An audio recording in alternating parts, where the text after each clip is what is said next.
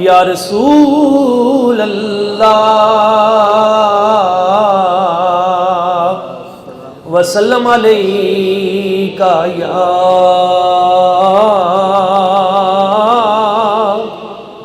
حبیب اللہ۔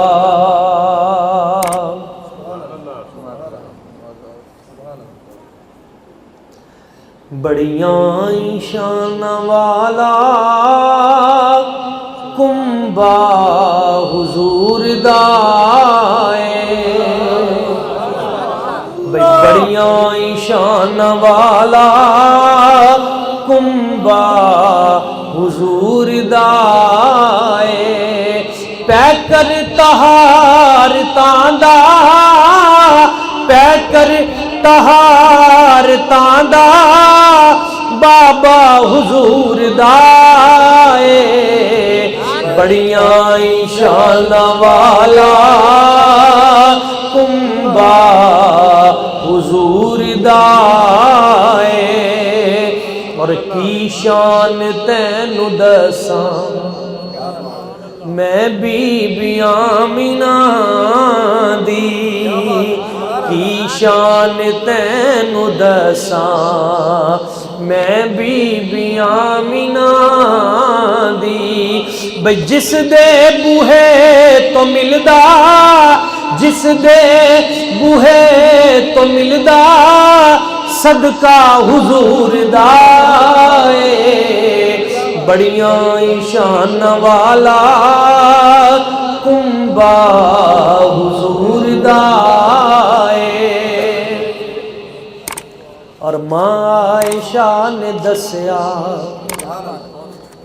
ماں عائشہ نے دسیا بے سیدہ زہرا دا اسوے وے، ماں عائشہ نے دسیا، حدیث پاک کا ترجمہ ہے، ماں عائشہ نے دسیا بھئی زہرا دا اسوے وے، گفتار فاطمہ دی، گفتار فاطمہ دی لہجہ حضور دائے، اللہ اکبر، گفتار فاطمہ دی، گفتار فاطمہ دی لہجہ حضور دائے، بڑیاں شان والا کنبا حضور دائے۔ اور یہ بھی حدیث پاک کا ترجمہ ہے کہ شہزادیاں نو تک کے، بھئی شہزادیاں نو تک کے اے سن صحابہ کہندے، شہزادیاں نو تک کے، شہزادیاں نو تک کے اے سن صحابہ کہندے، بھئی دوواں چ پورا پورا، دوواں چ پورا پورا نقشہ حضور دائے، بڑیاں ادھا نعرہ لگے، دوواں چ پورا پورا، دوواں چ پورا پورا نقشہ حضور دائے، بڑیاں شان والا کنبا حضور دائے۔ معزز عاشقان رسول، اللہ کریم نے ارشاد فرمایا یا ایھا الناس قد جاءکم برہان من ربکم، اے ساری کائنات کے لوگوں، تمہارے پاس تمہارے رب کی طرف سے برہان آ گئی۔ اس کا جو پہلا لفظ ہے نا، یہی اتنا بڑا ہے کہ اسی پہ ہم گفتگو کرتے رہیں تو وقت ہمارا پورا ہو جائے۔ اختصار کے ساتھ میں عرض کرتا ہوں، اللہ کریم ارشاد فرماتا ہے یا ایھا الناس، قرآن مجید، اے ساری دنیا کے لوگوں، یہ الناس جو لفظ ہے یہی بڑا ہے، اور اسی سے حضور کی عظمتوں کا پتہ چلتا ہے۔ آپ اٹھا کے دیکھ لیجئے کمپیریٹیو اسٹڈی آف ریلیجنز کے جو بھی طالب علم ہیں، خصوصاً عمر میں تو مجھ سے بڑے چھوٹے ہیں مگر علم میں مجھ سے بڑے ہیں، ہمارے بھائی آصف صاحب، ظفر صاحب، یہ کمپیریٹیو اسٹڈی آف ریلیجن کے طالب علم ہیں، ان کے لیے عرض کرتا چلوں۔ آپ اٹھا کے دیکھ لیجئے، تورات اٹھا کے دیکھ لیں، آج جو موجود ہے مارکیٹ میں تورات، اگرچہ ہمارا عقیدہ ہے کہ یحرفون الکلم عن مواضعہ، بدلی جا چکی ہے، مگر اس کے باوجود آپ اٹھا کے دیکھ لیجئے تورات، اولڈ ٹیسٹمنٹ کو اٹھا کے دیکھ لیں، وہ 5 حصوں میں موجود ہے، پیدائش ہے، گنتی ہے، احبار ہے، خروج ہے، عدد ہے۔ پوری تورات آپ پڑھ کے دیکھ لیں، آپ کو کہیں یا ایھا الناس نہیں ملے گا۔ کہہ دیں ذرا سبحان اللہ۔ آج انجیل مارکیٹ میں موجود ہے، اناجیل اربع کے نام سے، نیو ٹیسٹمنٹ کے نام سے، عہد نامہ جدید کے نام سے، اس کے اولین جو 4 حصے ہیں اس میں متی، لوقا، یوحنا، مرقس، یہ آپ چاروں، ابھی جو انجیل برناباس ہے اسے بھی، اس کو اٹھا کے آپ پڑھ لیجئے، اناجیل اربع کو آپ دیکھ لیں، کہیں آپ کو یا ایھا الناس نہیں ملے گا۔ اے ساری دنیا کے لوگوں، ساری دنیا کے لوگوں سے خطاب ہی نہیں ہے۔ ہندو مت کو دیکھ لیں آپ، رگ وید دیکھ لیں، سام وید، یجر وید، اتھر وید، ساری ان کی ویدیں دیکھ لیں، کہیں آپ کو پوری دنیا سے خطاب نہیں ملے گا۔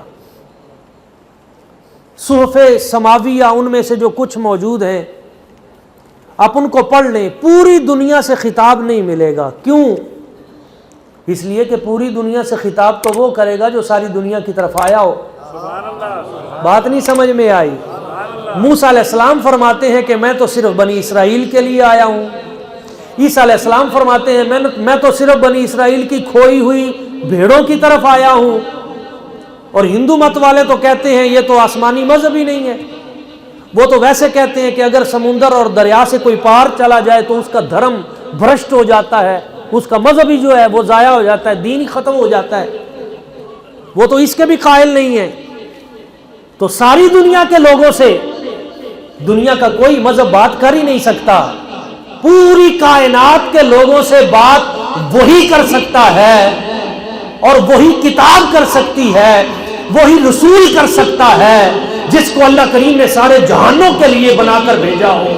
میرا رب فرماتا ہے قل یا ایھا الناس انی رسول اللہ الیکم جمیعا، اے پیارے حبیب آپ اعلان کر دیں میں تم سب کی طرف اللہ کا رسول بنا کر بھیجا گیا ہوں۔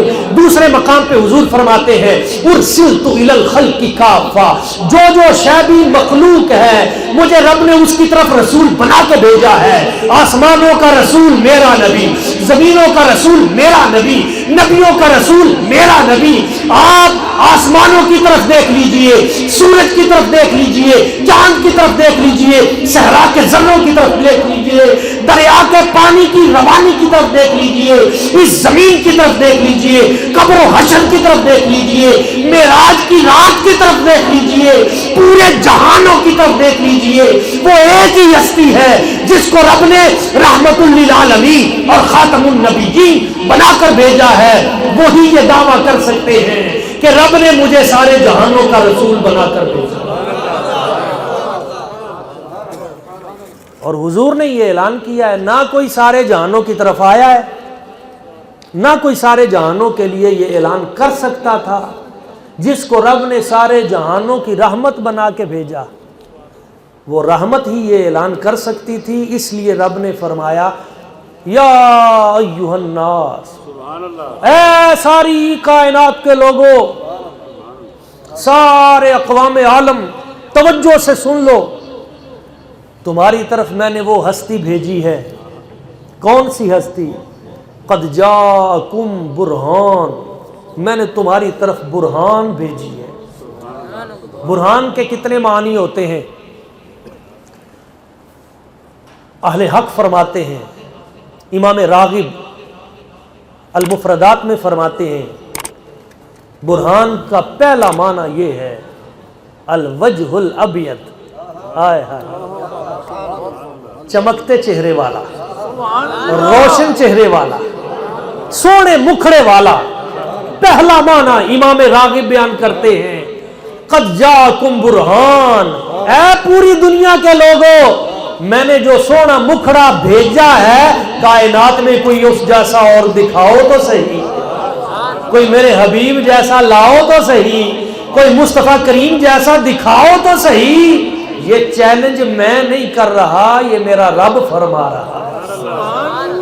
الوجہ الابیض، سونے چہرے والے، حسین خوبصورت لباس والے، خوبصورت وجود والے میرے آقا کریم صلی اللہ علیہ وسلم۔ حضور پہ ویسے ہر لباس ہی سونا لگتا ہے، ہائے ہائے ہائے۔ قبلہ شاہ جی مجھے ضمناً ابھی میں نے ایک 92 پہ پروگرام کیا تھا اور اس میں نے یہ بات کی تھی، بڑی خوبصورت بات ہے، یہ موضوع کا حصہ تو نہیں مگر آ گئی۔ اعلیٰ حضرت عظیم البرکت شاہ امام احمد رضا خان، آپ سے کسی نے کہا حضور آپ نے بڑا جلالی فتویٰ دے دیا ہے، آپ نے فرمایا ہے کہ اگر کوئی یہ کہے کہ نبی پاک صلی اللہ علیہ وسلم خاتم النبیین حضور کے کپڑے میلے ہیں تو وہ کافر ہو جائے گا، اتنا سخت فتویٰ۔ آپ نے فرمایا اس میں سختی والی بات کون سی ہے؟ اس نے کہا حضور یہ ہو تو سکتا ہے نا؟ فرمایا کیسے ہو سکتا ہے؟ اس نے کہا جی حضور اگر صحرائے عرب میں سفر کر رہے ہوں اور طوفان آ جائے اور مٹی جسم پہ پڑ جائے تو کوئی بندہ کہہ بھی سکتا ہے کہ کپڑے میلے ہیں، اس وقت اس کیفیت میں اگر کوئی کہے تو پھر کیا کہے؟ یہ سیکھیے آداب محبت، یہ انتخاب الفاظ اعلیٰ حضرت کی بارگاہ سے سیکھیے۔ اور میں اگر پورے کے پورے دین کو ایک جملے میں بند کروں تو ہم اہل سنہ ہیں اور ہمارا عقیدہ ہے پورے کا پورا دین الدین کلہ ادب، دین سارے کا سارا ادب کا نام ہے۔ سارے کے سارے دین کو اکٹھا کریں ایک جملے میں تو وہ ادب بنتا ہے۔ ادب پہلا قرینہ ہے محبت کے قرینوں میں، با ادب با نصیب اور بے ادب بے نصیب۔ اعلیٰ حضرت عظیم البرکت آپ کا سینہ چوڑا ہو جائے گا، آپ کا ایمان تازہ ہو جائے گا۔ اس نے کہا حضرت اگر وہ مٹی پڑی ہو اور اس کیفیت میں اگر کوئی دیکھ ہی لے تو پھر وہ کہے کیا؟ آپ نے فرمایا اسے یہی سوجا ہے کہ وہ یہ کہے کاش اسے کچھ رمز عشق کا پتہ ہوتا تو یوں کہتا مٹی نے دامن رحمت میں پناہ لے رکھی ہے۔ ہائے ہائے ہائے ہائے ہائے ہائے ہائے سبحان اللہ، ہائے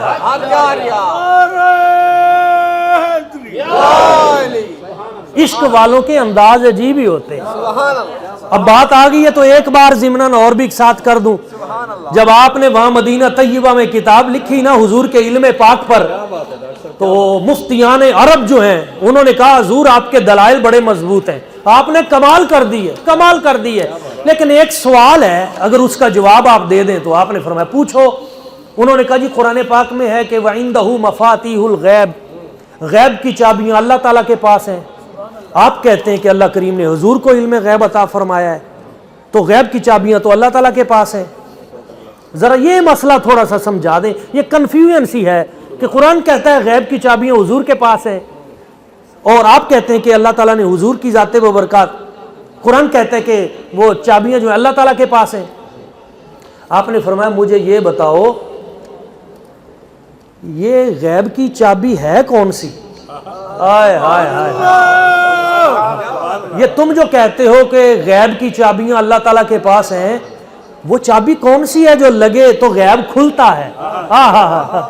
وہ کون سی چابی ہے جو لگے تو راز کھلتے ہیں؟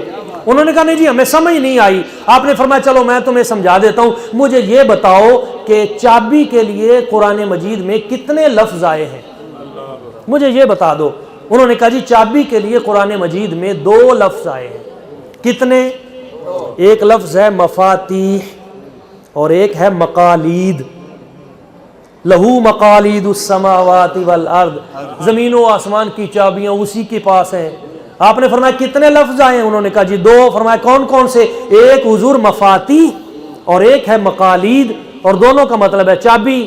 تو فرمایا تمہیں کچھ اس میں سے ملا نہیں؟ انہوں نے کہا جی مفاتیح اور مقالید ہمیں تو اس میں سے کچھ نہیں ملا۔ فرمایا اس میں وہ چابی چھپی ہوئی ہے۔ کہا حضور کیسے، کچھ ہمیں بھی بتائیں۔ آپ نے فرمایا مفاتیح کا پہلا حرف کون سا ہے؟ انہوں نے کہا جی مفاتیح کا پہلا حرف ہے میم۔ فرمایا آخری کون سا ہے؟ مفاتیح۔ انہوں نے کہا جی آخری ہا۔ فرمایا مقالید کا پہلا کون سا ہے؟ کہا میم۔ تو مقالید کا آخری کون سا ہے؟ دال۔ فرمایا میم ہا اور میم دال کو کٹھا کرو تو بنتا کیا ہے؟ ارے میم ہا میم دال کو کٹھا کرے تو اس میں مصطفیٰ بنتا ہے۔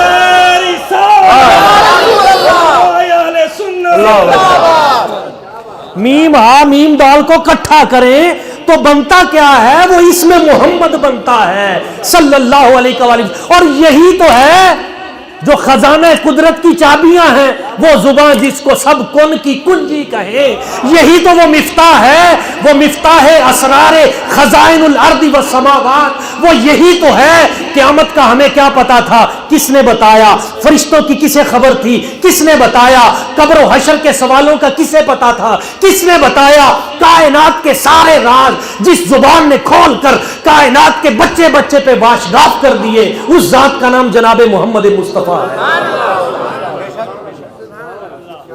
اسی لیے ہم کہتے ہیں کہ حقیقت میں وہ لطف زندگی پایا نہیں کرتے، حقیقت میں وہ لطف زندگی پایا نہیں کرتے، جو یاد مصطفیٰ سے دل کو بہلایا نہیں کرتے۔ یہ دربار محمد ہے، یہاں ملتا ہے بن مانگے۔ یہ دربار محمد ہے، یہاں ملتا ہے بن مانگے۔ ارے ناداں یہاں دامن کو پھیلایا نہیں کرتے، ارے ناداں یہاں دامن کو پھیلایا نہیں کرتے۔ یہ دربار رسالت ہے، یہاں اپنوں کا کیا کہنا۔ یہ دربار رسالت ہے، یہاں اپنوں کا کیا کہنا۔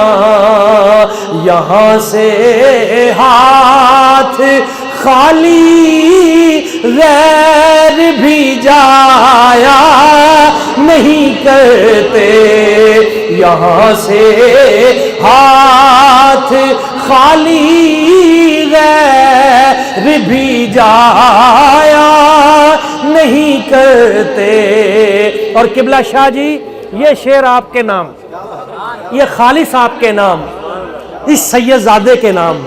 محمد مصطفیٰ کے باغ کے سب پھول ایسے ہیں، محمد مصطفیٰ کے باغ کے سب پھول ایسے ہیں، جو بن پانی کے تر رہتے ہیں مرجھایا نہیں کرتے، جو بن پانی کے تر رہتے ہیں مرجھایا نہیں کرتے۔ ہم بھائی زاہد کے قریب تو نہیں جا سکتے، مگر حاضری ہے سرکار کی بارگاہ میں قبول ہو جائے۔ برہان من ربکم، رب کی برہان، الوجہ الابید۔ بڑے بڑے لوگوں نے حضور کے سراپا پاک کو بیان کیا۔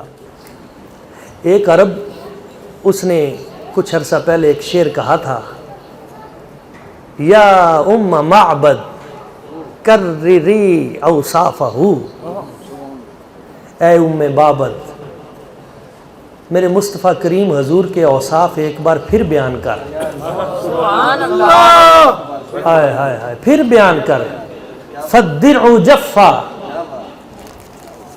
فالدرع جفا وشاتنا عجبا، یا ام معبد کرری اوصافہ، اے ام معبد پھر ایک بار حضور کی شان بیان کر۔ کیوں؟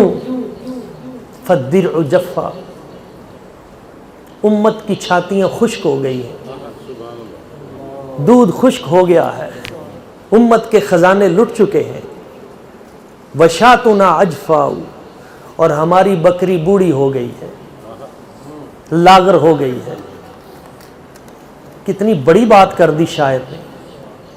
حضرت ام معبد کی طرف اس نے استغاثہ کیا، ام معبد تو نے میرے حضور کی شان بیان کی تھی جب میرے آقا کریم صلی اللہ علیہ وسلم مکہ شریف سے مدینہ طیبہ جاتے ہوئے رستے میں کچھ حاجت محسوس ہوئی تو ایک قریب خیمہ نظر آیا، جناب سیدنا صدیق اکبر افضل البشر بعد الانبیاء، حضرت جناب سیدنا صدیق اکبر رضی اللہ تعالیٰ عنہ، وہ عظیم ہستی جن کے بارے میں میرے سرکار نے فرمایا خصال الخیر 360 خصلہ۔ مجھے آج یہ بھی خوشی ہوئی ہے کہ پہلی بار میں بھی کوئی اپنا نقیب سن رہا ہوں جو سیدنا صدیق اکبر کی شان بیان کر رہا ہے۔ اللہ سلامت رکھے اس جوان کو۔ یہ بھی شاہ صاحب کی برکتیں ہیں۔ اصل سید زادہ ہوتا ہی وہ ہے جو شان صدیق اکبر بھی بیان کرے اور اپنے بابا کی شان بھی بیان کرے۔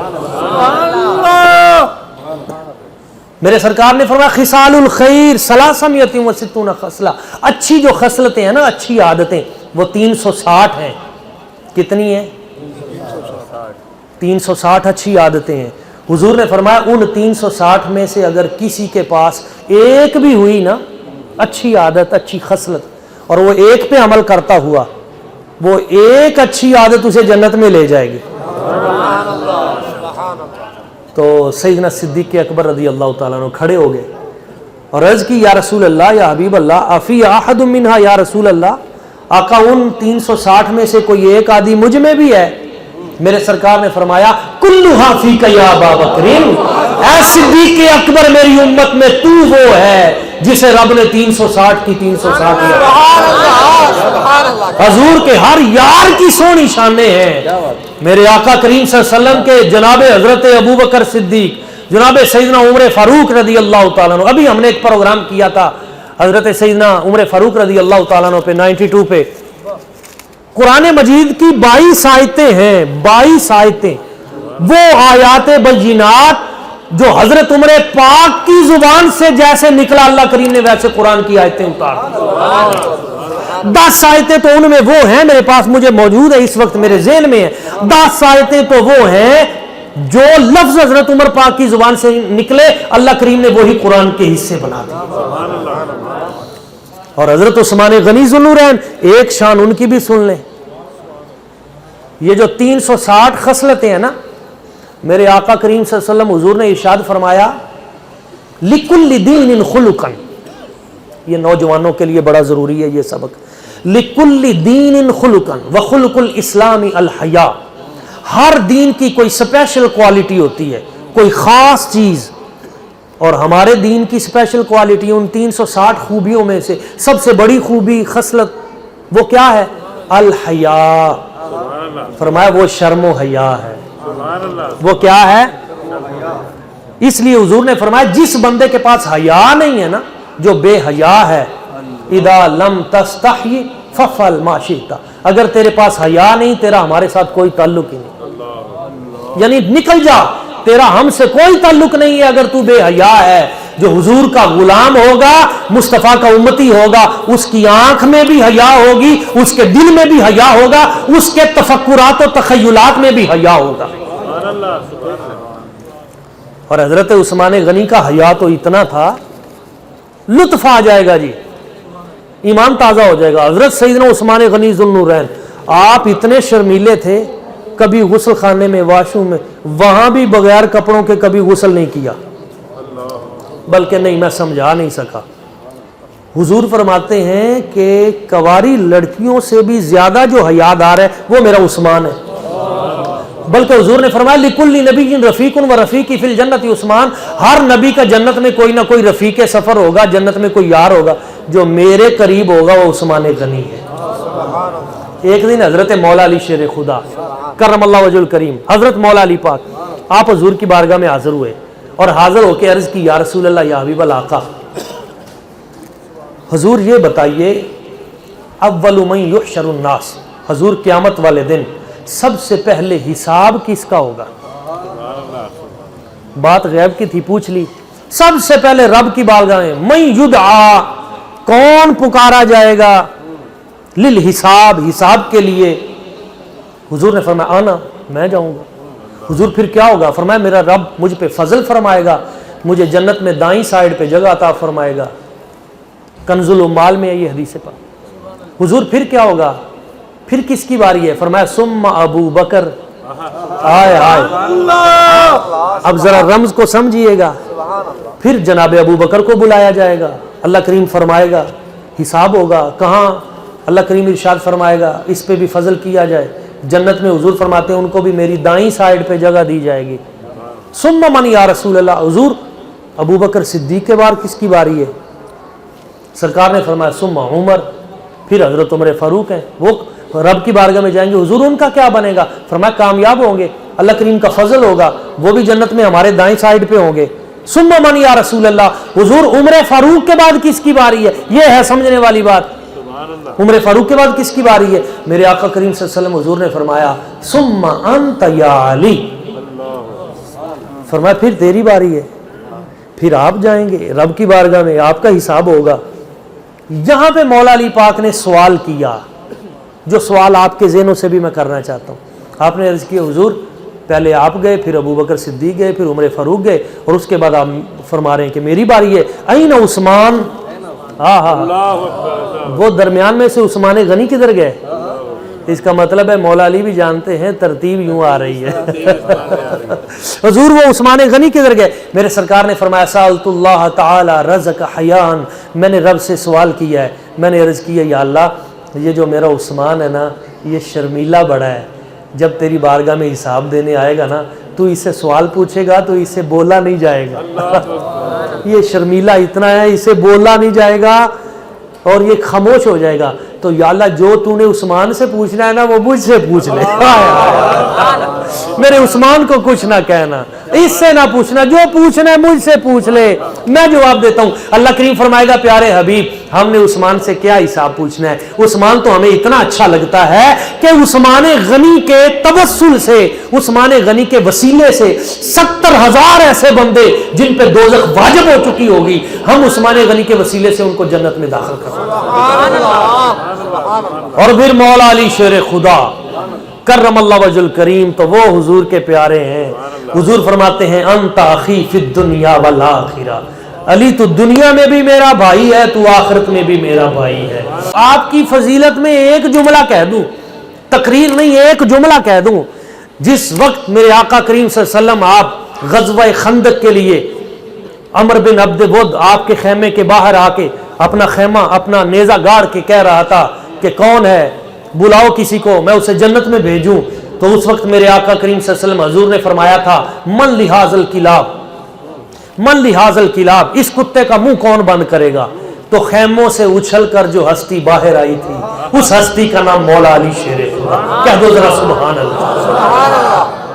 میرے آقا نے اپنی دستار مبارک عطا کی، اپنی تلوار عطا کی. مولا علی سے فرمایا جاؤ اس کا مقابلہ کرو. جب میدان عمل میں گئے اور تلوار سے تلوار ٹکرائی تو اس وقت میرے آقا کریم صلی اللہ علیہ وسلم نے جب مولا علی کا جلال دیکھا تو اس وقت ایک جملہ کہا. حضور نے فرمایا لمبارزۃ علی ابن ابی طالب یوم الخندق افضل من جمیع اعمال امتی لا یوم القیامہ. حضور نے فرمایا میرے مولا علی شیر خدا انہوں نے جو ابھی کفر کو للکارا ہے من جمیع اعمال امتی لا یوم القیامہ، قیامت تک کے میری پوری امت کے اعمال ایک طرف، مولا علی کی ایک للکار ایک طرف.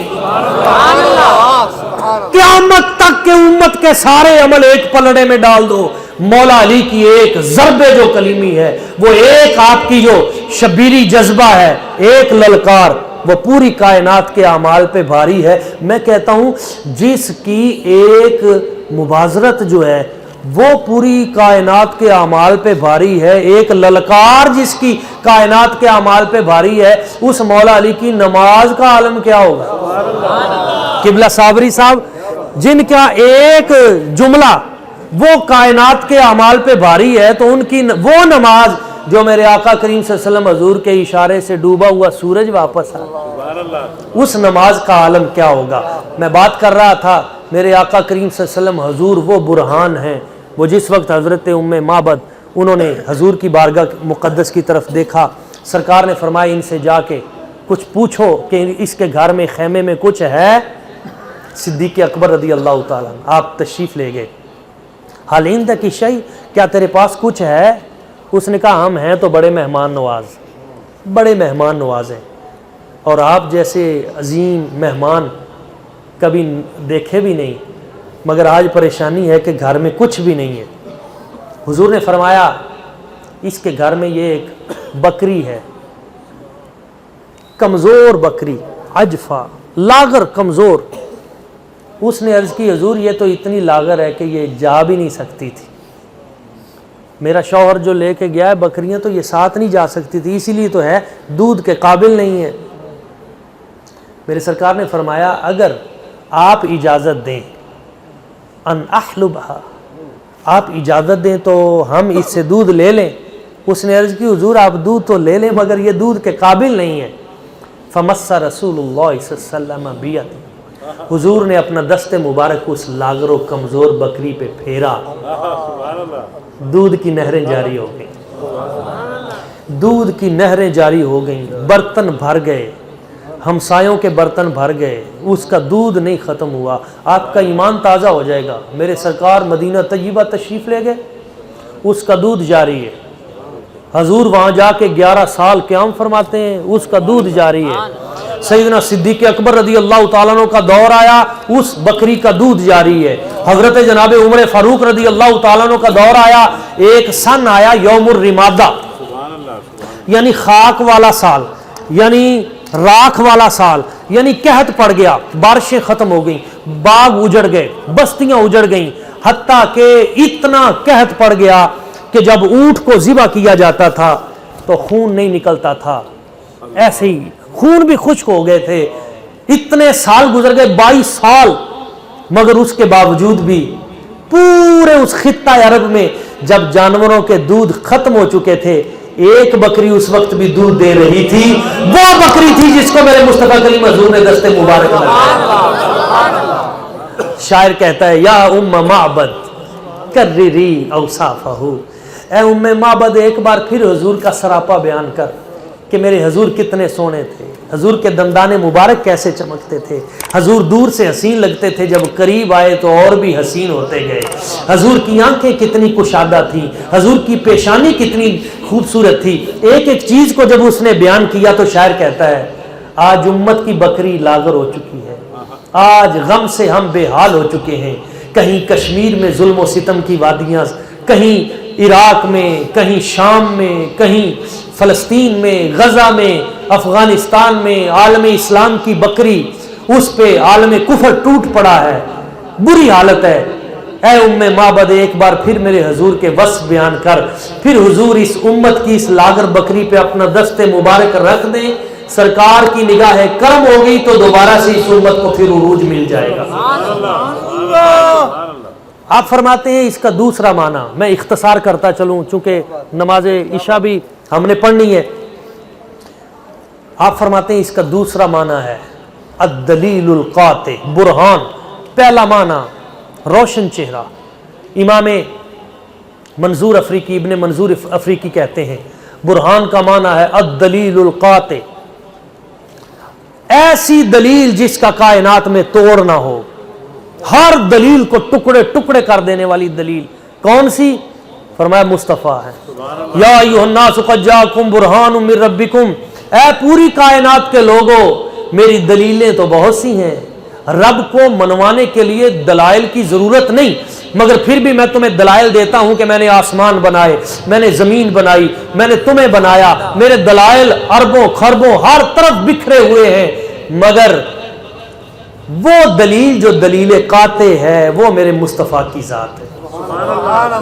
مصطفیٰ کریم تم میں بھیج دیے ہیں، ساری زندگی حضور کو دیکھتے رہو، دیکھتے رہو، تحقیق کرتے رہو، محنت کرتے رہو، ہر وصف میں کمال دیکھو گے تو ذات مصطفیٰ کریم حضور کے قدمین نظر آئیں گے۔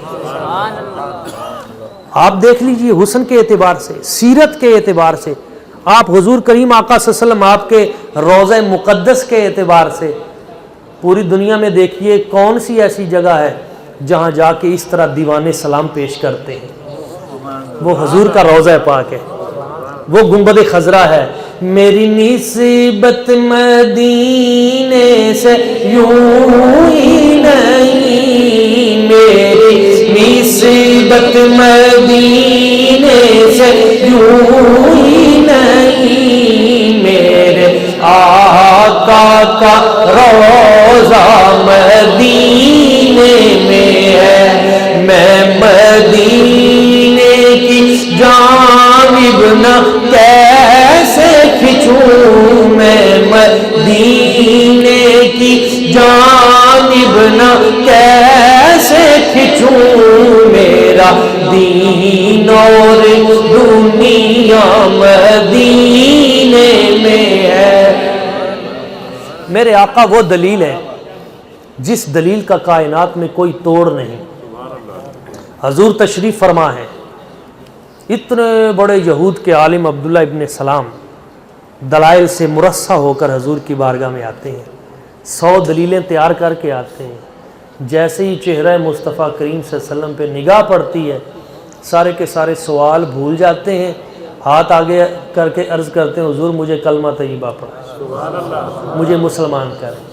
حضور کے چہرہ پاک کی نورانیت اور ایسی دلیل، ہر دلیل کا جواب۔ صحابہ کرام عرض کرتے ہیں حضور کی شان بیان کرتے ہوئے، ما مشى مع رسول اللہ صلی اللہ علیہ وسلم احد الا قالہ، جب بھی کوئی حضور کے برابر آ کے کھڑا ہوتا میرے آقا کا قد مبارک اس سے اونچا ہوتا، جب کوئی اس سے بڑے قد والا آتا میرے آقا کا قد اس سے اونچا ہوتا، جب کوئی اس سے بڑے قد والا آتا میرے آقا کا قد مبارک اس سے اونچا ہوتا۔ اللہ نے پوری کائنات میں کوئی ذات ایسی بنائی نہیں جس کا قد میرے نبی سے اونچا ہو۔ اور ہے کوئی ایسی دلیل؟ شرق سے لے کے غرب تک، شمال سے لے کے جنوب تک بڑی بڑی کائناتیں اور بڑے بڑے لوگ ہیں اور بڑے بڑے ہیروز ہیں، آج کوئی اس طرح حضور کے نام پہ جان نشاور کرنے والا کسی اور کا عاشق ہے؟ دکھائیں نا۔ شرق و غرب میں دیکھیں بڑے بڑے لیڈرز آئے ہیں، حتیٰ کہ انبیاء کرام ہم ان کو بھی مانتے ہیں، ان کے ماننے والے بھی ہیں، مگر اپنے نبی سے کوئی اس طرح عشق کرتا ہے؟ اچھا چلے باقی باتیں تو بعد کی، یہ جیسے آپ بیٹھ کر حضور کے حسن کے قصے سن رہے ہو، دنیا میں کوئی امت ہے جو ایسے اپنے حبیب کے ذکر سنتی ہو؟ نہیں نہیں نہیں، کبھی نہیں۔ وہ ہمارے قبلہ غازی صاحب ایک جملہ بڑا پیار سے کہا کرتے ہیں کہ اللہ کریم کی ذات ببرکات کا یہ کرم ہے کہ اس نے ہمیں مصطفیٰ کریم حضور کی ذات عطا فرمائی، اور جس طرح کا نبی، جس طرح کا رسول اللہ کریم نے ہمیں عطا فرمایا، کسی امت کو اللہ کریم نے ایسا کریم رسول عطا نہیں فرمایا۔ اور ساتھ کہتے ہیں کہ ایک اور بات بھی ہے، کسی نبی کو اللہ کریم نے ایسی امت بھی عطا نہیں کی۔ ہاں، یہ امت بھی انوکھی ہے۔ ہاں آپ دیکھیں، یہ امت عمل میں کمزور ہو سکتی ہے، اخلاق میں کمزوری ہو سکتی ہے، نماز میں کمزور ہو سکتی ہے، ہونا نہیں چاہیے، لیکن یہ روزے میں کمزور ہو سکتی ہے، مگر ایک بات یاد رکھیں، یہ امت عشق میں کبھی کمزور نہیں رہی۔ عشق کا ہر میدان اس امت نے فتح کیا ہے، مسلمہ کذاب سے لے کر اس طاہر نسیم مرزا بدبخت تک پوری کی پوری ہماری تاریخ روشن ہے۔ اس امت نے مہنگائی کو برداشت کر لیا، ظلم و ستم کو برداشت کر لیا، مگر اپنے حبیب کی طرف اٹھنے والی انگلی کو نہ پہلے برداشت کیا تھا، نہ اب برداشت کیا ہے، نہ قیامت تک یہ امت اپنے حبیب کی طرف اٹھنے والی انگلی کو کبھی برداشت کرے گی۔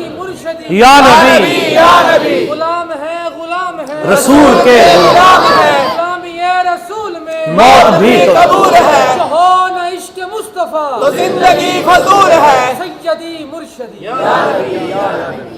मेरे आका करीम सल्लल्लाहु अलैहि वसल्लम हुजूर की ज़ात बबरकत तो बड़ी वराउल वरा है। मेरे आका करीम हुजूर के कदमैन शरीफैन से लगने वाली जो मट्टी है, उस मट्टी के बारे में कोई बुरा सोचे तो आशिक उसको कभी बर्दाश्त नहीं करता।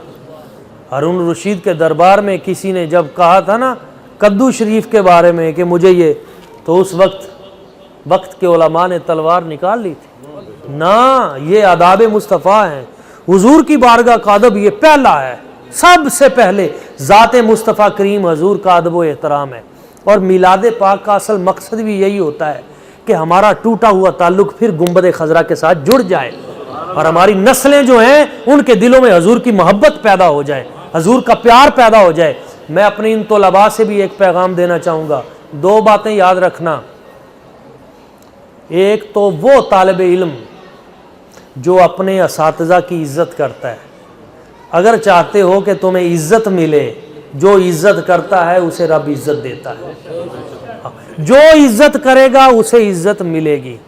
और दूसरा ये है कि तुम जो मर्जी पढ़ो पढ़ाओ सब कुछ करो, मेरे सरकार ने जो निसाब तुम्हें दिया है ना, उसमें पहली चीज़ है हुब्बा नबीयिकुम अद्दिबू औलादकुम अला सलासी खिसाल, अपनी औलाद को 3 चीज़ें सिखाओ। पहली चीज़ हुब्बा नबीयिकुम, अपने नबी की मोहब्बत। और हुजूर की मोहब्बत कहाँ से मिलेगी? ये इस तरह की महाफिल से मिलेगी।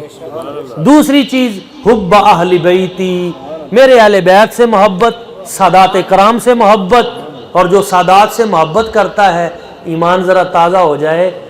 एक दिन मेरे सरकार ने फरमाया, मौला अली शेर खुदा, तुम सईदा फ़ातिमा ज़हरा सलामुल्लाह अलैहा, इमाम हसन पाक और इमाम हुसैन पाक, फरमाया तुम चारों और मैं 5वां, हम जन्नत में इकट्ठे जाएंगे। अब बात हो गई, लेकिन मौला अली पाक ने फ़ौरन अर्ज़ की, हुज़ूर फ़अय्ना मुहिब्बूना, हुज़ूर हम इकट्ठे जन्नत में चले जाएंगे तो जो हमसे प्यार करने वाले हैं वो किधर जाएंगे? इसे लजपाली कहते हैं, इसे करीमी कहते हैं। ये ख़ानदान ही करीमों का ख़ानदान है। हज़रत अब्दुल्ला रदी अल्लाह ताला अन्हु, मेरे आका करीम के वालिद गिरामी, नौजवानों के लिए जब उनसे कहा गया था ना, एक बीबी ने कहा था कि 100 ऊँट दूंगी, आप ज़रा निगाह इल्तिफ़ात मेरी तरफ फरमाइए, 100 ऊँट दूंगी। हज़रत जनाब सैयदना अब्दुल मुत्तलिब रज़ी अल्लाह ताला अन्हु के लख्ते जिगर हज़रत जनाब अब्दुल्ला पाक, आपने उस वक्त पता क्या फरमाया था? आपने फरमाया था, जिसकी तूने मुझे दावत दी है इससे मौत बेहतर है, इससे बुराई के रास्ते की तरफ जाने से बेहतर है कि मैं मर जाऊं। और फिर आगे जो जुमला कहा, फरमाया यहमिल करीम इर्दहु व दीना, जो करीम होता है ना वो 2 चीज़ों की हिफाजत ज़रूर करता है। कितनी चीज़ों की? 2 चीज़ों की हिफाजत करता है। कौन सी? इर्दहु व दीना, करीम अपनी इज्जत की भी हिफाजत करता है, अपने दीन की भी हिफाजत करता है। इन 2 चीज़ों की हिफाजत करनी है। और तीसरी चीज़ जो मैं पैगाम देना चाहता हूँ आपको, और इस पे मैंने पाकिस्तान के मुख्तलिफ शहरों में भी प्रोग्राम शुरू किए हैं, वो है दर्स अखलाक। नबी पाक सल्लल्लाहु अलैहि वसल्लम हुजूर क्यों तशरीफ़ लाए, हुजूर के आने का मकसद क्या है? हम मिलाद मना रहे हैं, इसके खसाइस भी बयान कर रहे हैं। एक बात, हुजूर करीम आका सल्लल्लाहु अलैहि वसल्लम हुजूर दुनिया में आए क्यों, ये समझना चाहिए। मेरे आका करीम सल्लल्लाहु अलैहि वसल्लम हुजूर दुनिया में खुद फरमाते हैं, इन्नमा बुइस्तु लियुतम्मिमा मकारिमल अखलाक, मेरी बेसत का मकसद ये है कि मैं अखलाकियात की तालीम मुकम्मल कर दूं। मैं तुम्हें अखलाक सिखाऊं, मैं तुम्हें बताऊं कि माँ का अदब करना है, बाप का अदब करना है, भाई का ख्याल रखना है, रिश्तेदारों के साथ हुस्न सलूक करना है, सिला रहमी करनी है। ये जो अखलाकियात का बाब है, एक बात याद रखिएगा, नमाज बड़ी अच्छी चीज़ है, रोज़ा, हज, ज़कात, सारे अमल, क़यामत वाले दिन सबसे वज़नी अमल पता कौन सा होगा? सबसे वज़नी अमल नहीं, नमाज नहीं। यही तो बताने आया हूँ। मेरे आका करीम सल्लल्लाहु अलैहि वसल्लम हुजूर ने फरमाया قیامت والے دن جو عمل سب سے وزنی ہوگا وہ حسن اخلاق ہے۔ وہ کیا ہے؟ آپ کے اچھے اخلاق، آپ کسی سے ملتے ہیں، آپ کا رویہ کیسا ہے؟ تبسمک فی وجہ اخیک صدقہ، حضور فرماتے ہیں جب مسلمان بھائی کو مل تو مسکرا کے مل، کشادہ چہرے سے مل، مسکرا کے ملنا بھی صدقہ ہے۔ ہاں، اخلاقیات یہ سب سے وزن۔ حضور سے پوچھا گیا حضور ایک مدینہ طیبہ میں عورت رہتی ہے، تہجد بھی پڑھتی ہے، چاش توابین اشراق سارا بڑی عبادت کرتی ہے، لیکن جب بیویاں اس کے گھر میں جاتی ہیں نا اس کے اخلاق بڑے برے ہیں، سخت لہجے میں بات کرتی ہے۔ اور ایک دوسری بیوی ہے وہ زیادہ نوافل نہیں پڑھتی، بس جو فرض عبادت ہے وہی کرتی ہے، لیکن حضور جو بیوی اس کے گھر میں جاتی ہے نا اس کا رویہ بڑا اچھا ہے، اخلاق بڑے اچھے ہیں۔ میرے سرکار نے فرمایا جس کے اخلاق اچھے ہیں اللہ کے ہاں اس کا مقام اچھا ہے۔ اخلاق اچھے کریں، دوسروں کے ساتھ اپنا تعلق اچھا رکھیں، محبت سے پیش آئیں۔ اور ایک آخری پیغام جو دینا چاہتا ہوں وہ بھی یاد رکھیے گا، حضرت بابا بلے شاہ سرکار آپ فرماتے ہیں کر کتن وال دھیان کڑے، جو پنجابی ذوق کا حامل ہے وہ بندہ تو سمجھے گا۔ ہاں ہاں، صابری صاحب تو سمجھے۔ بابا صاحب فرماتے ہیں کر کتن وال دھیان کڑے۔ یہ پہلے نا جو بیویاں ہوتی تھیں وہ چرخہ چلاتی تھیں، چرخے کے ذریعے پھر وہ سوت کاتا جاتا تھا، تو اس کا جو دھاگا ہوتا تھا اس کی وہ جو بنتی تھی اٹی اسے کہتے تھے، وہ بڑی ہو جاتی تھی تو پھر وہ ایک جو وہ پوری ہو جاتی تھی پھر دوسرا شروع ہو جاتا تھا دھاگا کاتنا۔ تو بابا بلے شاہ سرکار اس کی مثال دیتے ہوئے بڑی پیاری بات کرتے ہیں، کاش ہمیں سمجھ میں آ جائے۔ آپ کہتے ہیں ماں اپنی بیٹی کو نصیحت کر رہی ہے، وصیت، مرشد اپنے مرید کو وصیت کر رہا ہے، کر کتن وال دھیان کڑے، میری بیٹی تیری توجہ ادھر ادھر جا رہی ہے، کبھی تیری توجہ ادھر، کبھی ادھر، کبھی ادھر، یہ جو تو چرخہ چلا رہی ہے تیری توجہ ادھر ہونی چاہیے، کاتنے کی طرف توجہ دے۔ اللہ اللہ، یہ ہم نماز پڑھتے ہیں نا، نماز کے اندر توجہ کبھی ادھر ہوتی ہے کبھی ادھر ہوتی ہے، یہ دھاگا جو ٹوٹ جائے نا یہ سارا ضائع ہو جاتا ہے، یہ توجہ جب ٹوٹ گئی تو سارا گیا۔ توجہ کر پوری، اپنے مشن پہ توجہ دے، استاد ہے تو اپنے شاگردوں پہ توجہ دے، ڈیوٹی ہے تو اپنی ڈیوٹی پہ توجہ دے، نماز پڑھ رہا ہے تو اپنی نماز پہ توجہ دے، درس نظامی کر رہا ہے تو اس پہ توجہ دے، کر کتن وال دھیان کڑے۔ اور اگلی بات جو اصل ہے وہ یہ ہے کہ کچھ کات لے اگلے جہان جانا ہے۔ یہ تیرا ٹوٹا ہوا دھاگا ہوا نا قیامت والے دن بڑی مشکل ہو، ایسے نہ کر، یہ ریاکاری، یہ شعبدے بازیاں، یہ حسد، بغض، کینہ، جب تو کسی سے حسد کرتا ہے وہ دھاگا ٹوٹ جاتا ہے، جب تو کسی سے بغض کرتا ہے وہ دھاگا ٹوٹ جاتا ہے۔ نہیں، توجہ ہٹا، رب کی طرف توجہ جما، اور پھر اس چرخے کو چلا، یہ جو چرخہ بدن کا چرخہ، پھر محنت کر۔ اور بابا بلے شاہ کہتے ہیں ماں اپنی بیٹی سے کہتی ہے تو سدا نہ پیکے رہنا ہے، یعنی اپنی ماں کے گھر نہیں رہنا، تو نے میری بیٹی تو جوان ہو رہی ہے، تو نے اگلے گھر جانا ہے۔ اصل میں وہ ہمیں کہہ رہے ہیں تم نے ہمیشہ اس دنیا میں نہیں رہنا، تو سدا نہ پیکے رہنا ہے، نہ پاس امبڑی دے بہنا ہے، پا انت بچھوڑا سہنا ہے، وس پیں گی سس ننان کڑے، کر کتن وال دھیان کڑے۔ ہائے ہائے ہائے ہائے ہائے، تو نے جب یہاں سے جانا ہے یہاں کے منظر نہ دیکھ، تو ایسے کھیل رہی ہے گڈیاں پٹولے، یہ گھر کے، یہ دنیا میں یہ کرکٹ میچ ہو رہا ہے آج جناب، فلاں ہو رہا ہے آج، فلاں میچ ہو رہا ہے آج، موبائل پہ جناب یہ ہو رہا ہے وہ ہو رہا ہے، ساری رات بیڑا غرق کیا جا رہا ہے۔ کر کتن وال دھیان کڑے، تو سدا نہ پیکے رہنا ہے، تو نے سدا دنیا میں نہیں رہنا، نہ پاس امبڑی دے بہنے، اپنے رشتہ دار بھی تو نے چھوڑ دینے ہیں، انت وہ چھوڑا سہنا ہے، بس پیں گی سس ننان کڑے۔ تیرا آگے جب تیرا رابطہ ہے نا تو پھر اسرائیل ہے، آگے منکر نکیر ہیں۔ جب تو شادی بیاہ کے بعد اگلے گھر جائے گی نا تو وہ جو تیری ساس ہے وہ تیری ماں کی طرح سلوک نہیں کرے گی، وہ چیک کرے گی تجھے کھانا بنانا آتا ہے یا نہیں، تو نے پیچھے کچھ سیکھا بھی ہے یا نہیں؟ ایسے تو نہیں آ کے ہمارا گھر خراب کر رہی۔ جب تو نے جانا ہے تو انہوں نے چیک کرنا ہے فرشتوں نے تجھے، تیرے پلے کیا تھا، کر کے کیا آیا ہے دنیا میں، کیا کر کے آیا ہے۔ کر کتن وال دھیان کڑے۔ اور ایک شعر اور سنا دوں، آپ کہتے ہیں نت متی دیاں وللی نو، وللی کہتے ہیں کمڑی، کہ متی یعنی وصیتیں نصیحتیں، میں بیٹی کو وصیتیں کر رہا ہوں، ماں بیٹی کو وصیتیں کرتی ہوئی کہتی ہے نت متی دیاں وللی نو، اس کوجی کمڑی چلی نو، جد پوسی وقت اکلی نو، پھر ہا ہا کرسی جان کڑے، کر کتن وال دھیان کڑے۔ جب تیری جان نکلے گی نا، یہ سب رشتے ناتے یقین مانے، میں نے دیکھا ہے جب جان نکلتی ہے،